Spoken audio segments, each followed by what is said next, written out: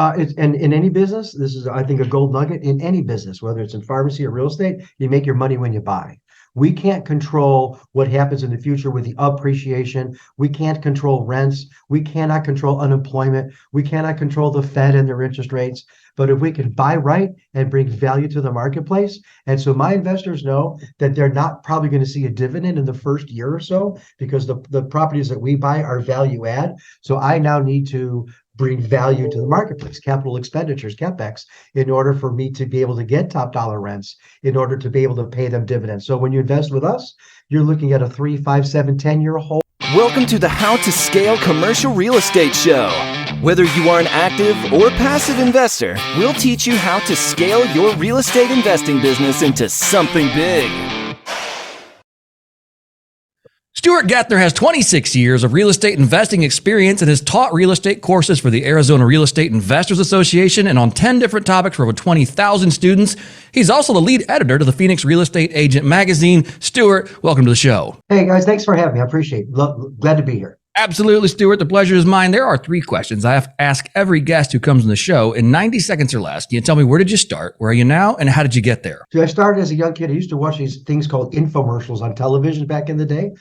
Guys like Carlton Sheets and some of the others were investing in, going to vacation in Hawaii, surfing all day, collecting rent all night. I said, that's what I want to be when I grew up. But as fate would have it, I didn't make it in Major League Baseball. My dad was a pharmacist. My grandpa was a pharmacist. My Uncle Max was a pharmacist. So I went to pharmacy school. And then one day, as I was working with one of our hospice nurses, she said to me, do you know what the number one regrets of my patients are? And I said, yeah, probably spending too much time at the office and not enough time with their family. They said, you'd think so, but you're wrong. And I said, what is it? She said, they live their life for someone else. Oh, wow. And I always wanted to be going, like I said, about doing this stuff in real estate, being a full-time real estate investor. So when I had the opportunity to sell my pharmacies, I jumped at that opportunity, and that was in 2012, and I've been doing this full-time ever since. Wow. So you sold your pharmacies, that's now 11 years ago. Congratulations. Thank you so much. That's a long run in that business. I'm sure you saw a lot of consolidation in the time when you were involved in that. It was interesting because I learned how to run businesses. Businesses are one of 2 types, right? They're either providing a service or providing a product or providing both. Mm-hmm. So we provided a service and a product. And I always joke, if you want to look at inventory control, try being in charge of amoxicillin, Viagra, and OxyContin. Those are chores. You're absolutely right. Yeah. The rest of us don't have anything to compare with on inventory control. When you're counting out, 1 pill at a time. My goodness gracious, I never thought about that. Well, now they have computers and automation that'll count the pills for you. Our job is kind of migrated toward more patient consultation. But I'll tell you, being involved in real estate is a much more capitalistic business. You're not controlled by the drug companies or the insurance companies, and I love it. I'm sure. What have been maybe some of the things, if you could do it over? Let me start that question over entirely. Would you, if you could have, gone to real estate sooner, or do you feel like there were lessons that you learned in the pharmacy business that really prepared you for the next step? That's a great question. And so I think the answer is going to be C, all of the above. Okay. So the experiences that I got managing people, employees, inventory, vendors, patients, very educational, very helpful. But as you know, in real estate, there's that expression, there's 2 great times to invest in real estate, 20 years ago and now. I think I would have liked to have started sooner. Would have been able to scale faster, but I probably would have made the same mistake. So when you look at it, probably all of the above. All of the above. Fantastic. What does your real estate investing business look like today? So right now, over the past, since inception, I'm in the Arizona area. We've been investing in the Arizona area. I started, like I said, with SFRs, condos, townhomes, doing things like lease options, subject to, just getting started. And then I've scaled over time, and I've done the wholesale and the fix and flip. But for us, in my opinion, to create real wealth in real estate is buy and hold. Right. So as we started to scale to 4plexes, 8plexes, 9plexes, more multifamily, right now we're in the multifamily business. We're writing offers in Cincinnati, Covington, Kentucky, Indiana, in addition to Arizona, up to about the $5 million price point. That's it. That's an interesting segment to be in. Not every. That's a stretch because this proves that not everybody who comes on the show says that. You're staying in a dollar range that most people are trying to kind of graduate out of. Is there a strategic reason for that? The main reason is our ability to limit our usage of investors and use our own capital, as well as being in a price point. So the $5 million price point in Phoenix, Arizona is completely different than the $5 million price point in Cincinnati, Ohio. So the price per door right now in today's dollars in our Valley of Phoenix, 150 to 200, 225. Sure, you can go into more expensive areas and pay more. But that's probably the average. In Cincinnati, we're at $65,000, $85,000 a door. So much more affordable. You're not going to get the appreciation. So I'll give you an example. We bought some fourplexes about 4 or 5 years ago here in Phoenix. We bought them for about 300,000 each.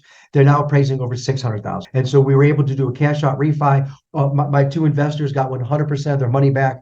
We're still posting dividends. It's no longer a cash on cash calculation. It's now a cash on equity calculation. But when you look in the Midwest, Cincinnati, Covington area, you buy something for 300,000 in about 5 years, it's probably going to be worth about 300,000, maybe 310. So you won't have the volatility, but you'll get the solid cash flow. Right. What's the spread maybe on just hypothetical, or maybe you have some real life spreads between those two markets? I mean, is rent 80% in Cincinnati what you're getting? I understand. Sure. So in real estate, we always say that there's this 1% rule, right? Sure. But it's not really a rule, but we call it the 1% rule. Right. So in our valley, we're right at about 1%, maybe a tad less. You start getting to the Midwest areas, you can get 1.5% to 2%. Wow. So Still. you're going to get better cash flow. You're not going to get the appreciation like you will here. But then here we have volatility. When things go up, they go up. When they go down, they go down. Much more stable market when you get toward the Midwest. What's your feeling on the cash flow versus appreciation play? Is appreciation icing? Cash flow is the cake. What is it for you? I agree with that. For us at this stage in time, it's about cash flow. So when we work with our clients, come on board for coaching and consulting, we want to teach them how to work on their business and not in it. Because when you start, dude, you do everything. You raise the capital, you answer the phone, you write the offers, you do the inspection, you take out the garbage, you do everything. You do the books, right? But as we want to scale and grow, we need to learn to lean on others and learn how to work on it, not in it. And so for us, it's about the cash flow. The appreciation is nice, but at the end of the day, it's about being able to travel anywhere. And around the first of the month, the rent checks come in. Right. Isn't that a beautiful thing? I think that's what we talked about here before we kicked this off, was that the highlight of your day was getting the rent checks in, which is, I mean, that should be the highlight of every real estate investor's day. So first week of the month, I'm a happy camper. Absolutely. I love it. Stuart, I got a question for you as it pertains to scaling and growing. I know you mentioned this, talking about some of maybe your coaching clients where you guys help them kind of get out of the working in the business phase. What are some key lessons maybe that you've learned along the way as it pertains to scaling and growing your real estate portfolio?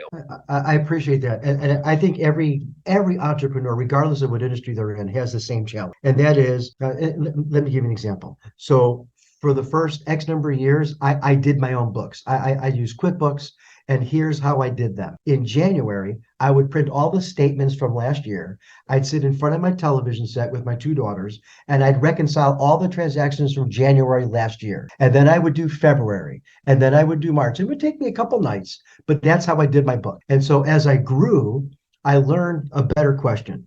It's not, could I do my books? It's, should I be doing my books? And the answer is no. But it's so hard for entrepreneurs and business owners to give up those important tasks instead of being on the things that they should be focusing on.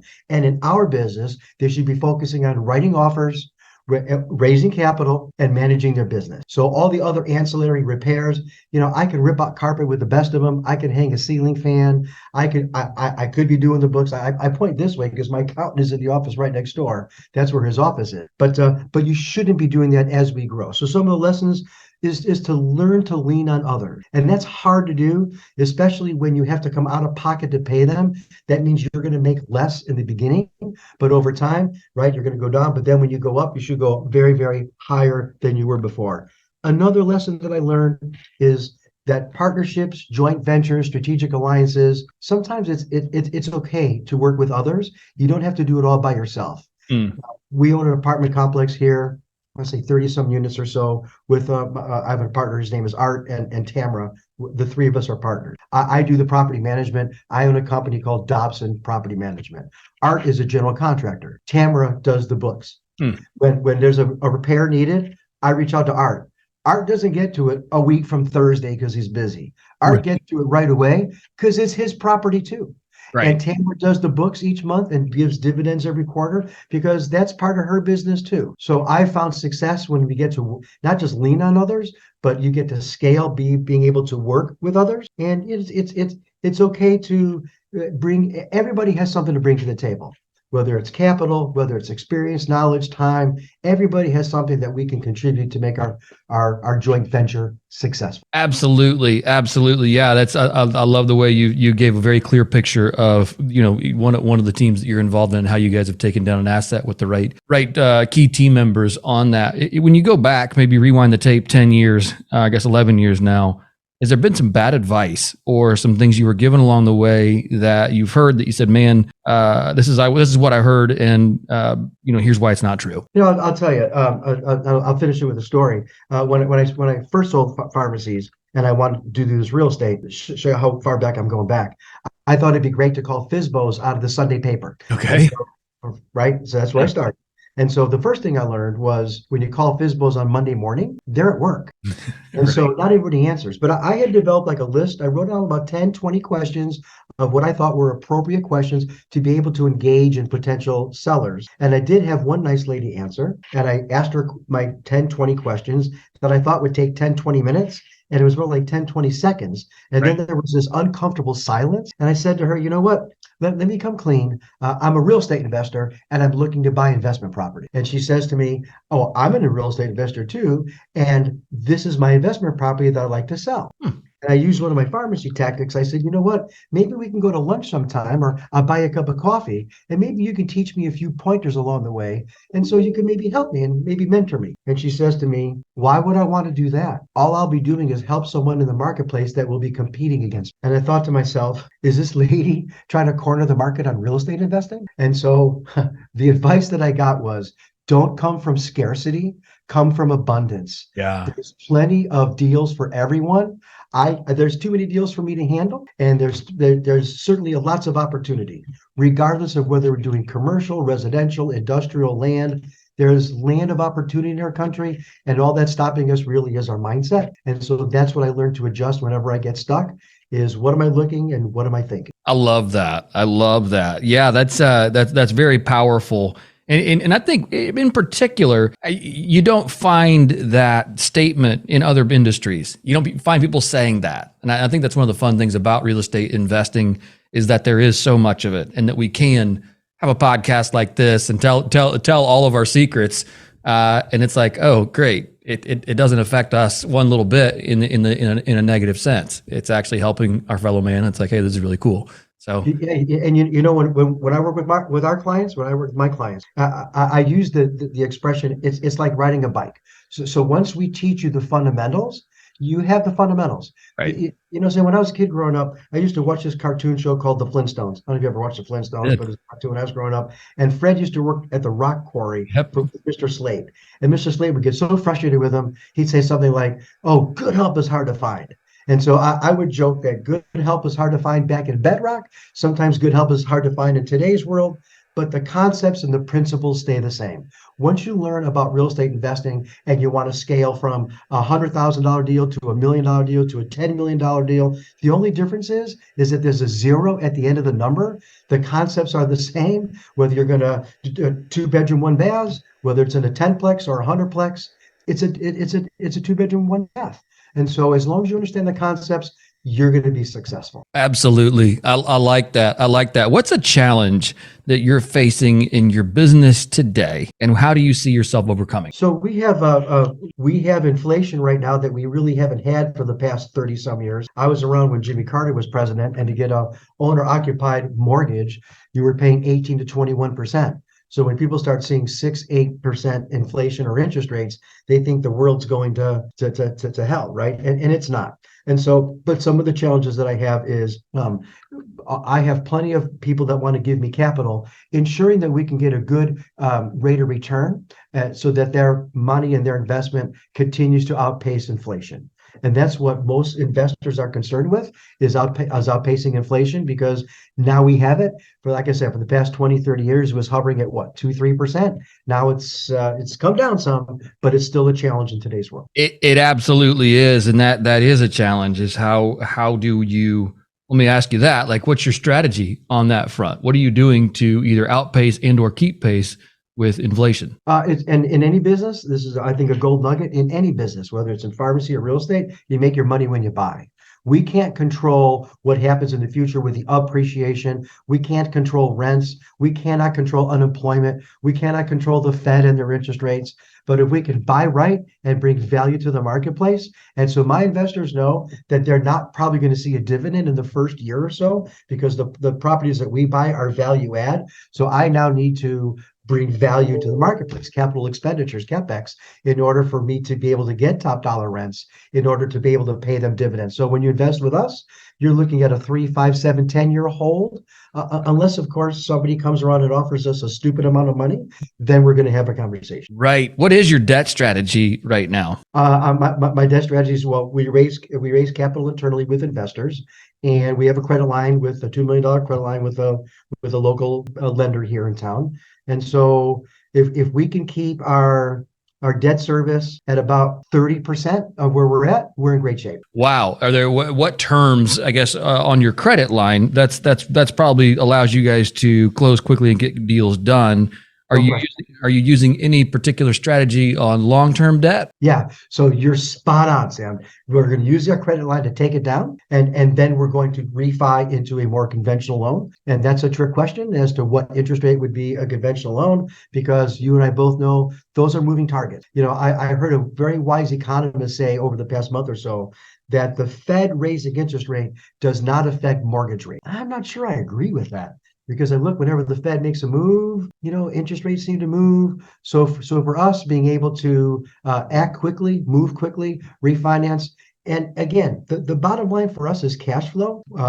And let me say this, especially for folks that are just getting started, which may or may not be part of your audience. When people hear passive cash flow, that does not mean there's no work involved, right? People might equate passive to meaning I could just sit on the beach in Hawaii, surf all day, and collect rent checks all night. Not really like that. There's work involved, but certainly it's not as labor intensive as maybe as a pharmacist standing at my feet 10, 12 hours a day, having people yell at me because their insurance didn't cover their prescription. Oh my goodness. Yeah, absolutely. Absolutely. I had somebody recently ask me that on a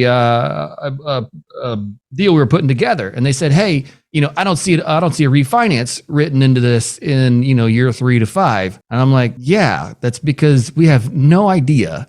I would say 4 years ago, we could take a stab and get relatively close and be like, okay, yeah, that's where we think interest rates might be. At this point, I'm like, my crystal ball is completely broken. I have no idea.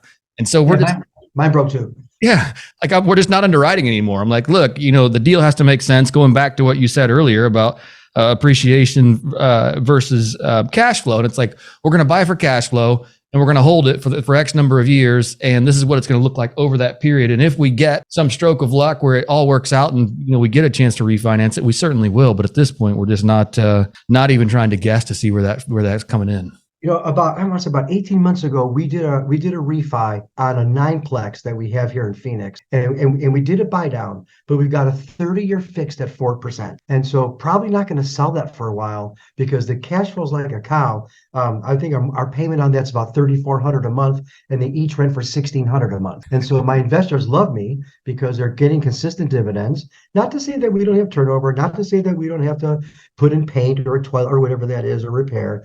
But if you can invest, we bought them right. And when you get the right strategy involved, for us, it's cash flow. Cash flow is a beautiful thing. It really, truly is. Yeah, I really, really appreciate your insights on that front. You've done a lot of speaking at conferences. You write for what was it? The Arizona Real Estate. What was the magazine we wrote before I read that? Arizona Real Estate Agent magazine, and I'm also on the Forbes Real Estate Council. Have had real estate articles published in Forbes, and I'm very appreciative that they honored me with that. Absolutely. What's been something that you would say has been a key takeaway, or if somebody's not big into going to conferences and things like that, what do you appreciate and what do you really value when you go to events like that? For me, the most important thing is going to be networking and meeting others that are in the same industry that have had success. And you may have heard this before, and sometimes I feel like this when I go into a room and I teach at the real estate school or bring on beginners. I tend to be sometimes the smartest person in the room, right? And it's only because I'm a little older, got some gray hair, made a bunch of mistakes. Trust me, still make mistakes. But I like to go somewhere where I'm the dumbest person in the room. So when I go to these conferences and I can meet some other folks, like we mentioned, the president of RCN Capital, some of the other people that I've met over these conferences, they're great relationships. I sat on a panel last December with a gentleman that is on the Fed in Atlanta. And for me to meet this gentleman and be able to get his cell number and tell him what I think and hear what he thinks is very rewarding to me. So the networking opportunities, the educational pieces are important. And what I enjoy about conferences is most of them, they're not there to try to sell you stuff in the back of the room. They're there for the networking and the social aspect. And I get a lot out of that. And sometimes, they say 90% of it is just showing up. Right. Absolutely. Couldn't have said it better myself. Stuart, thank you for taking the time to come on the show today. Certainly learned a whole lot from you. We covered a lot of ground here, everything from how to scale a pharmacy business and then sell it, transitioning into real estate, growing and scaling in a real estate, your real estate portfolio and how you've done that, your thoughts on the debt market and how you guys are using that, lines of credit. Lots of good stuff here today. Certainly appreciate your time. If our listeners want to get in touch with you and learn more about you, what is the best way to do that? Easy, man. It's the website is Contact Stuart, contactstuart.com. And I'll even give you my phone number, 480-443-4500 and my 480-443-4500. My last name is Gethner, Gethner, Stuart@Gethner.com. And that's Stuart, Stuart, for those of you who are listening. So that's say that with your email address there one more time if you can. Stuart. Yes, sure. Stuart and then my last name Gethner, G like George, ETH and like Nancy, ER. Stuart@Gethner.com. Be happy to chat with some of your folks that are listening today. Perfect. Thank you, Stuart. Appreciate your time today. Have a great rest of your day. Thanks for having me. Welcome to the How to Scale Commercial Real Estate Show. Whether you are an active or passive investor, we'll teach you how to scale your real estate investing business into something big.